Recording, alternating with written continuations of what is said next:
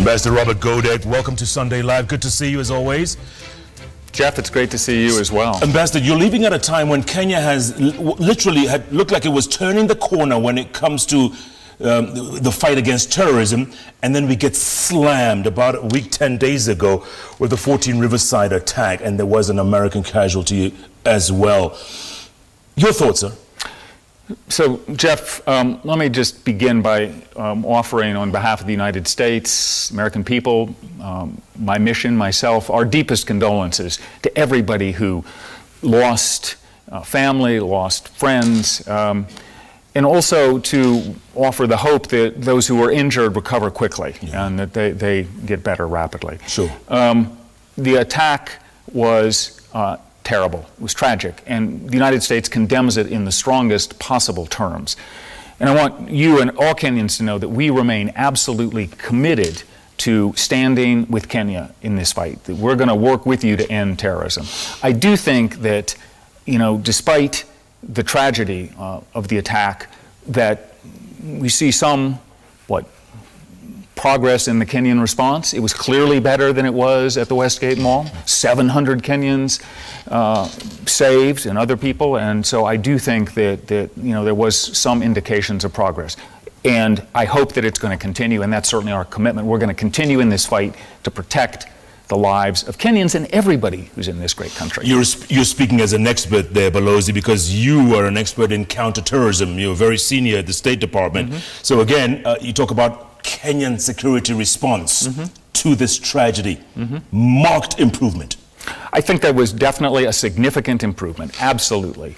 And, you know, I think the Kenyans themselves, the government, Kenyan security services, they deserve the credit. They're the ones who, you know, went in there in the face of the fire from the terrorists, and they ultimately dealt with the situation, which had to happen. Now, the United States obviously has provided a lot of assistance to Kenya. We provide training, we provide equipment, we provide information.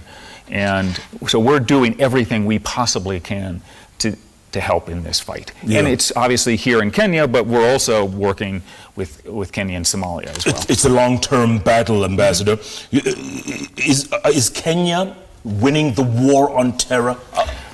What I would say is, you know, obviously, you know, there's progress and there's setbacks, step forward, there's steps back, but generally I do think there has been significant progress. I do think a big part of Kenya is significantly more secure than it was a few years ago. Obviously, I can't speak with any certainty about the future.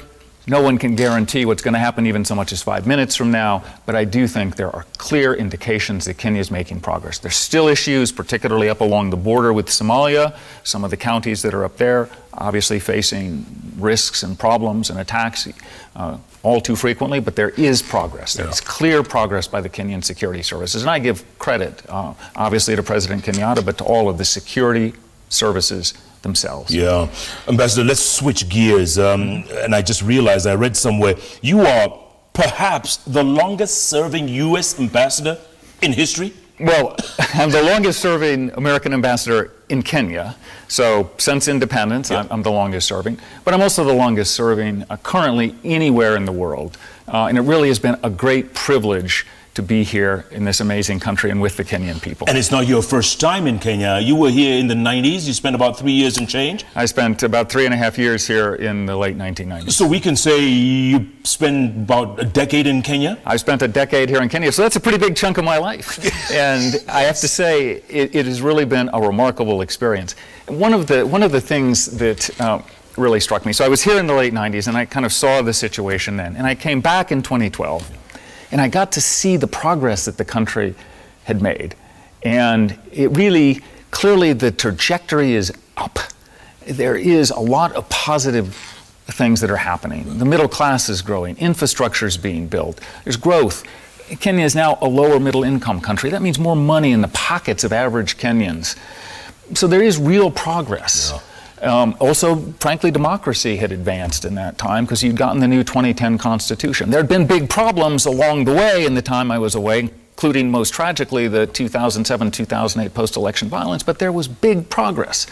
And I think Kenyans have reason to be very proud. There are still challenges, huge ones. You know them. All Kenyans do. Corruption, ethnic divisions and divisiveness and politics, but there's been real progress. I read also somewhere else, Ambassador, and you probably wouldn't take the credit, or you would refuse to take the credit, but you personally were instrumental in the famous handshake that we all talk about. You played a role. Well, what I would say is this. I give complete credit to President Kenyatta and the former Prime Minister Raila Odinga. They're the ones, they're the leaders. They did this. They are the ones who came together and made that handshake happen. Obviously, there were a lot of other Kenyans and other people who were urging, that the two sides come together, that there be a handshake. Yeah. But they're the ones who deserve the credit. The thing that's critical now, though, is to make the handshake count. So there was a commitment when the handshake took place to deal with a number of issues, the Building Bridges Initiative. I know that efforts are underway, they're making progress, but I do hope to see, not in Kenya, not while I'm here, but in the future, I hope to see real progress addressing these underlying issues, because that's what's critical for the future of this country. Let me take you to the point right before the handshake. Was there a point in your thinking, in your mind, that you thought, you know what, things could really go south here? Well, I think everybody was worried at the time, right? We saw, demonstrations. We saw, frankly, various people doing things that they should not. There were acts of violence. We saw the security services trying to control the situation, but there were moments of excess. So there were clear problems, and so I think everybody was concerned. But, at the end of the day, I believe in Kenya, and I believe in Kenyans' wisdom and the ability to do what's necessary to ultimately take the country forward. Yeah. Speaking of demonstrations, they even demonstrated against you, the opposition, accusing you of siding with one side, the Jubilee side. They did, and I did not side with either of the two sides. I really sought throughout the time when I was working on the elections to strengthen the process, to ensure that it was as fair, as strong, and as transparent as possible. I did not have a candidate. I did not support one side or another, and was simply trying to assist in making certain the election was the best possible election. Yeah, almost a year since the handshake. It's going to be March 9th. Yes. Are we on the right course, in your perspective, from where you sit? Are we on the right course? So I'm glad to see the Building Bridges Initiative group doing its work. They're doing meetings outside of Nairobi. They're talking about the issues. There's obviously a lot of discussion about, maybe there should be some changes to the Kenyan Constitution.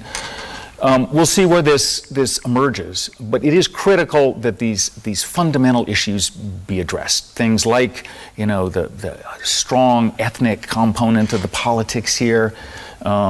Your institutions need to be strengthened. There are issues around the IEBC that really must be addressed before the next election. And then there's the issue of corruption. So I am frankly very happy to see the current campaign by President Kenyatta and by others. Happy to see the work by the DPP, Haji, the DCI. I mean, it is critical that Kenya win this fight, and I believe you can. But it is important for the future of the country. Yeah, you talk about ethnicity, and everything boils down to ethnicity. You think we'll ever get over that? You think we'll ever pass round that corner where it doesn't matter where the person comes from, that'll be the person you elect? You think that day will come? I hope so.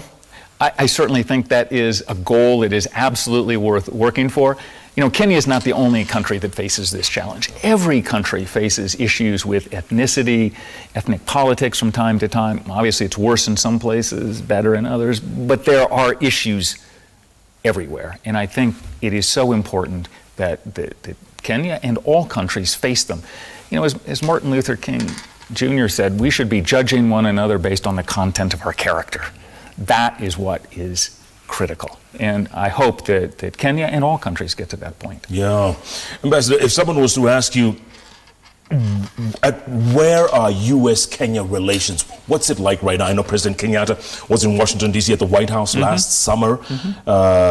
First Lady Melania Trump was in Kenya last year. So what's Kenya-U.S. relations like right now? I think they're excellent. And, the relations are not just government to government. It's also business to business. It's NGO to NGO. It's people to people. you know, when you look at the past few years and what's happened, it is extraordinary. We have made huge progress. You just mentioned, you know, some historic moments. Obviously, the meeting between President Trump and President Kenyatta, where we cemented that strategic partnership. The visit by the First Lady here. Also, the visit by former President Obama, where so much happened. But there are other things that have taken place. There's the direct flights now that are taking place between Nairobi and New York. There's the 5-year visa. There's a huge increase in business interest. There's more American universities coming here and establishing partnerships with Kenyan universities. We had over 200,000 Americans come to Kenya as tourists last year. That is the most of any country.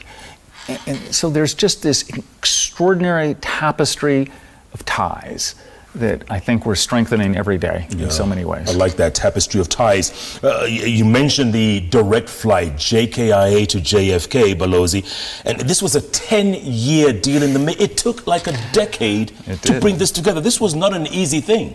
People think this was just an overnight thing where you fly in and you're given that access. But a lot of work went into that. A lot of work went into it by both sides. I mean, you know, frankly, I give a lot of credit to the Kenyan government for all the things that were done to strengthen security at JKIA. I give a lot of credit to Kenya Airways because they really bent over backwards as well. Obviously, we provided a lot of help and support to help make it happen. There are security challenges here, as we just so tragically saw, as we talked about earlier. So the security has to be good at the airport. But I'm grateful we got to this point because this flight does bring our countries closer. Yeah. When you look back on your tour of Kenya, from your seat in Washington, D.C., or whatever your next assignment is, what's going to be your greatest highlight? What are you going to look back and say, you know what, I'm so glad I was there at this time doing this thing? So, you know, there's so many highlights. And, you know, people often ask me, you know, what was kind of the best thing that happened to you? And I would say there's not just one, because what really stands out for me as I look back is the opportunities I've had to connect with the Kenyan people. I have visited 45 of the 47 counties. I only missed out 2. Which ones? just by sheer, you know, coincidence or issue or one problem or another. But in visiting those counties, you know, obviously I've talked to politicians and leaders, but I've also talked to, you know, farmers. I've talked to, you know, people raising livestock. I've talked to business people, you know, whether it was in, you know, Kisumu or Voi or, you know, up in Turkana or down in Iraq. I've seen people going about their lives, and I've had a chance to have exchanges with them, and it's really been so powerful. And it's what I think gives me the greatest hope I have for the future of this country is just talking to Kenyan people. That's what I'm going to think back on, my opportunities to really connect with the people of Kenya. Yeah. And to see the beauty of your country and your magical wildlife too. Absolutely, absolutely. You're going to be our best ambassador in Washington, by the way, spreading the word. At the same time, people ask you about your best moments. What's been the lowest point? You know, absolutely. The lowest points have been things like the terrorist attacks, whether it's Westgate or Garissa or the Dusit complex. I mean, as I see these truly, you know, these terrorists, these people who are just doing pure evil come and attack this country and attack its people, I think those are moments of great sorrow, great sadness for me. And, you know, those are moments when you know, I want to help and stand with Kenya very much. Obviously, there have been other tough moments. You know, there have been things around the elections and other things which have been difficult and tough, but I would say that the lowest moment has been those attacks. Yeah. What are you going to miss most, Balozi, from this place? And not just Kenya, because you're a veteran of Africa. You were ambassador in Tunisia. You spent time in South Africa. You spent time in Cameroon. In Cameroon. So you've done east, northeast, southwest. I've been all across the continent, and I've traveled to a lot of other countries along the way, whether it's Chad or Tanzania or Rwanda. I mean, I've been in so many different countries across this continent, and you know, there's lots of things I'm going to miss. I'm going to miss I'm just going to miss the people, I think, and the energy, the creativity, the entrepreneurship, the spirit. I'm going to miss the running too, I have to say. I was going to come to that, by the way, because I've seen you so many times on Limuru Road. I can say that now because you're leaving, so no one's going to follow you. So, and Mathai, I see you running all the time. I run. We were adding it up the other day, kind of calculating just how far have I run. We calculated that I have run the equivalent of 3 times, a little more, around the entire perimeter, the entire border of Kenya. No. Yeah, so come on. Yeah, it's a lot. But, you know, Kenya and running, of course, are you know, they're synonymous. Yeah. I mean, and you have so many great runners, and I've had the privilege of meeting people like Eliud Kipchoge, and even briefly running with him, or actually more accurately, I was running, he was just kind of doing a quick walk. But it really has been wonderful to run here. You know, it's been wonderful, as I said, to go out to all of these different counties and places, or, you know, down into places like Kibra here in Nairobi, and just talk with people and really to spend some time getting to understand the country. Yeah, everybody obviously is asking, what's on the tip of their tongue is, what next, Balozi? What next? It's a good question, Jeff. I really do want to just take some time after I leave here and think about the job opportunities that I've been offered and make a decision. You know, there's lots of opportunities in life. And although I'm very sad to be leaving Kenya, you know, transitions are part of life. And what's good is to look forward and to think about new opportunities, and not just to do the same old thing again, but to do something new, something that is really going to help change lives, be transformative, help the world. I mean, so that's the kind of thing that I hope to do. So this is not the last we're going to see of Ambassador Godec? I would be very surprised if this is the last time I'm in Kenya. How could I possibly, after a decade in this magical country, just leave and never come back? Yeah. Your successor, Senator McCarter? Kyle McCarter. If you were to offer a bit of advice when he's walking in and you're walking out, and you say, hey, here's a bit of advice, what would it be? You know, I think Ambassador-designate McCarter has a very strong connection to Kenya. He's obviously spent a lot of time here. He clearly knows and loves the country. And that's really the best starting place, I think, for any ambassador. So I'm going to let him speak for himself about what he's going to do, and, you know, where he's going to go, and how he's going to focus on the issues and which issues he's going to focus on. But I'm confident that that love of Kenya is going to be very important and really help him continue to move this extraordinary partnership, this tapestry of ties forward. And you can tell us that we're in safe hands with Senator McCarter? Absolutely. I'm completely confident. Absolutely. Yeah. Balozi, I know you've ventured into Swahili every now and then, so I'm going to let you look into this camera here and say a few words, because your Swahili is pretty impressive. I'm just going to say hamjambo, but also just asanteni sana and kwaheri. I mean, it's really going to be sad to leave. I will miss this country, and most of all, I will miss the Kenyan people, but I look forward to maintaining the connection in the future. Just thank you all very much. We're going to miss you too, Ambassador Robert Godec. Thanks so much for your time here in Kenya and your contribution on this journey to democracy. Thank you so much. Thank you very much. Thanks, Jeff. Yep. We'll see you. You bet.